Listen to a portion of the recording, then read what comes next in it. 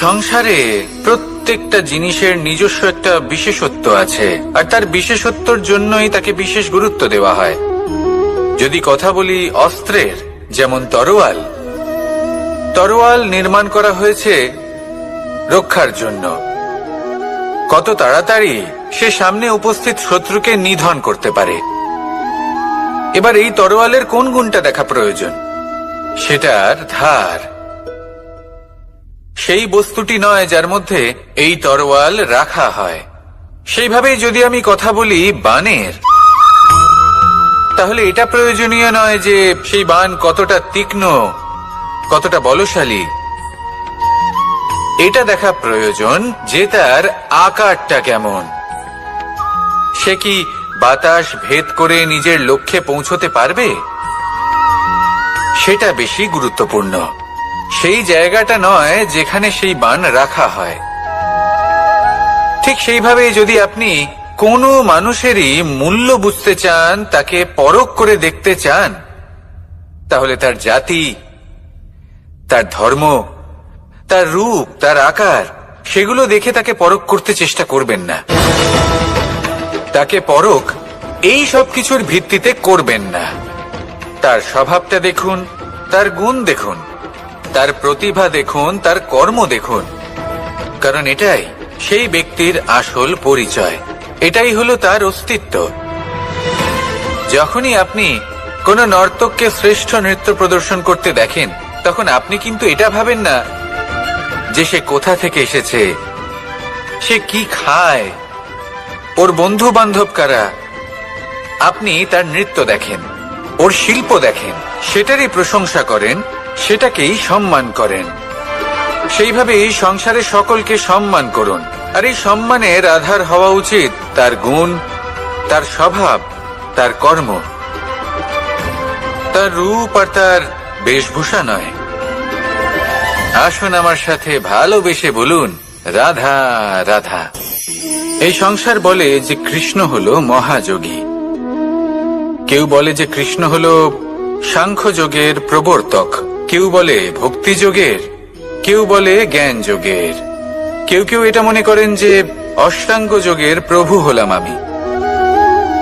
কিন্তু এই যোগ আসলে কি? যোগ বিষয়টাকে বোঝা খুব একটা কঠিন নয়, কিন্তু সেই যোগকে নিজের যাপনের অংশ করে তোলা হলো অত্যন্ত কঠিন, আর তার জন্য প্রয়োজন অভ্যাস। যোগ শব্দটার অর্থ হলো যুক্ত করা, আর এটা আমি ছোটবেলায় শিখেছিলাম। যখন আমার মাখন খেতে ইচ্ছে করত, আর মা মাখনের সেই হাঁড়িটা ওপরে টাঙিয়ে রাখতেন, তখন আমরা ভাবতাম যে অত দূরে পৌঁছবো কি করে। তখন আমরা যোগের বিষয়ে জানতে পারলাম, আর তখন জানতে পারলাম যে সব থেকে গুরুত্বপূর্ণ যোগ আসলে কি? সহযোগিতা, সাহায্য। আমরা সব সখারা একসাথে জড়ো হতাম, একে অপরের পিঠের ওপর উঠে দাঁড়াতাম, আর তারপর আমরা ওই মাখনের হাঁড়ির কাছে পৌঁছতে পারতাম, আর তারপর আমরা সবাই মিলে সেই মাখন ভাগ করে খেতাম। সহযোগিতা, এটা অত্যন্ত গুরুত্বপূর্ণ। পাণ্ডবরাও মহাভারতে এটাই করেছিলেন। ওনাদের সাথেও কেউ ছিল না। একে অপরকে সাহায্য করে ওনারা অনেক বীরদের একত্রিত করেছিলেন। তারপর অবশেষে মহাভারতের এই মহাযুদ্ধে ওনারা জয়লাভ করেছিলেন। রামায়ণে রাম এবং লক্ষ্মণের সাথে কেউ ছিল না। সহযোগিতার মাধ্যমে ওনারা ভাল্লুক আর বানর সেনাকে একত্রিত করেছিলেন, আর এই সংসারের সব থেকে প্রবল রাক্ষস রাবণকে বধ করেছিলেন। মনে রাখবেন, একসাথে মিলে যদি আপনারা কর্ম করতে শেখেন, তাহলে এই সংসারে এমন কিছুই নেই যেটা আপনি অর্জন করতে পারবেন না। আসুন আমার সাথে ভালোবেসে বলুন, রাধা রাধা। মানুষ যখনই কোনো পর্বতারোহণ করতে শুরু করে, তখন সে বারবার পড়ে যায়, বারবার উঠে দাঁড়ায়, সামনে এগোতে চেষ্টা করে। কিন্তু যদি সে দৃঢ় নিশ্চয় করে থাকে, তাহলে সে অবশেষে সেই পর্বতের শিখরে পৌঁছেই যায়। চলার পথে যদি বড় কোনো পাথর চলে আসে বা পর্বতের কোনো বড় অংশ সামনে আসে, তাহলে সে তার সাথে ধাক্কা খায় না, সে পথ বদলে নেয়। কিন্তু বাধা তাকে সবসময় পেতেই হয়, আর সেই বাধা সে পায় ছোট ছোট পাথরের দ্বারা। তাদের উপর পা পড়লে তার পা পিছলে যায় আর সে পড়ে যায়। এই ছোট ছোট পাথর হলো আমাদের জীবনের সেই ছোট ছোট সমস্যা, সেই ছোট ছোট ভুলগুলো যেগুলো আমরা অবজ্ঞা করতে থাকি। আমরা ভাবি এর দ্বারা কি বা ক্ষতি হবে, কিন্তু সেগুলোই অনেক সময় আমাদের অসফলতার কারণ হয়ে দাঁড়ায়। যত তাড়াতাড়ি সম্ভব এই ছোট ছোট পাথরগুলিকে জীবন থেকে তুলে ফেলে দিন। ভুল হওয়াটা স্বাভাবিক, কিন্তু তার মানে এই নয় যে বারবার সেই ভুলের পুনরাবৃত্তি ঘটবে। ভুলটা বুঝুন, সেটা স্বীকার করুন আর সেটা শুধরে নিন। যখন আপনি এটা করতে শিখবেন, তখনই খুব তাড়াতাড়ি আপনি সেই শিখরে পৌঁছতে পারবেন। আর যখন পৌঁছে যাবেন, তখন এই মন প্রসন্ন হয়ে বলবে, রাধা রাধা। সূর্য এই সংসারকে আলো প্রদান করে। সূর্যের মনে যদি নিজের তেজের জন্য অহংকার জন্ম নেয়, তখন তার অহংকার ভঙ্গ করে মেঘ। সূর্যের আলো পূর্ণরূপে ঢেকে দেয়। মেঘের মনে যদি নিজের গতি নিয়ে অহংবোধ জন্ম নেয়, তাহলে মেঘের অহংকার ভঙ্গ করে পর্বত। মেঘের গতি অবরুদ্ধ করে দেয়। এবার যদি পর্বত নিজের নিশ্চলতা নিয়ে অহংকার করে, তাহলে সেই অহংবোধ ভঙ্গ করে একটি মূষক। সেই বিশাল পর্বতে একটি ছিদ্র করে দেয়। এবার যদি মূষকের নিজের মনে অহংবোধ জন্ম নেয়, তাহলে জল তার অভিমান ভঙ্গ করে, সেই ছিদ্র দিয়ে প্রবেশ করে। আর যদি জলের মনে অহংবোধ জন্ম নেয়, তখন মানুষ বাঁধ নির্মাণ করে তার গতিপথ রুদ্ধ করে, জলের অহংকার ভঙ্গ করে। আর যদি মানুষের মনে অহংকার জন্ম নেয়, তখন সূর্য নিজের তাপ দ্বারা মানুষের অহংকার ভঙ্গ করে।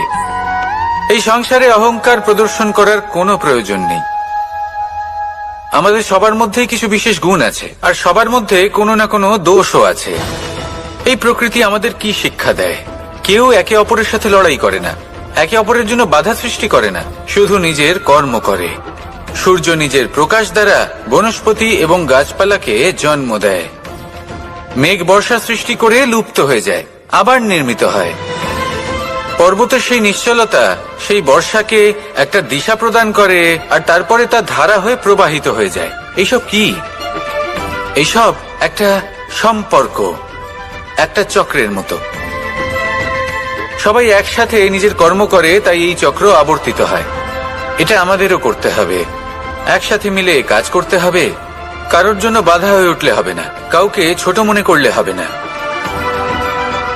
এটাই করতে থাকুন, সবাই মিলেমিশে কর্ম করুন। প্রকৃতি আমাদের এই শিক্ষাই দেয়। আসুন আমার সাথে ভালোবেসে বলুন, রাধা রাধা। আপনি কখনো পলাশ ফুল দেখেছেন? কি সুন্দর দেখতে, লাল রক্তবর্ণ, উজ্জ্বল, কিন্তু এতে কোনো সুগন্ধ নেই। সেই জন্য ওকে শুধু চোখ ভরে দেখতে ইচ্ছে করে। দেখবেন তাকে কিন্তু পুজোতে ব্যবহার করা হয় না, এই ফুল দিয়ে মালা বানানো হয় না। সেরকমই আমাদের জীবনে এমন অনেক ব্যক্তি রয়েছেন যাদেরকে সম্মান অর্জন করতে হয়। যদি আপনি কোনো উচ্চ বংশে জন্ম নিয়ে থাকেন এবং আপনার কাছে সবকিছু থাকে, ধন ঐশ্বর্য থাকে, সবকিছু আপনি আগে থেকেই পেয়ে গেছেন, তাও কিন্তু এই সংসার আপনাকে সম্মান দেবে না। ততক্ষণ পর্যন্ত দেবে না যতক্ষণ না আপনি নিজের অন্তরে গুণ জাগ্রত করছেন, শ্রেষ্ঠ কর্ম করছেন, নিজের অন্তরে ইতিবাচক মনোভাবের এই সুবাস জাগ্রত করছেন। যদি এসব কিছু করেন, তাহলেই এই সংসার আপনাকে সম্মান দেবে।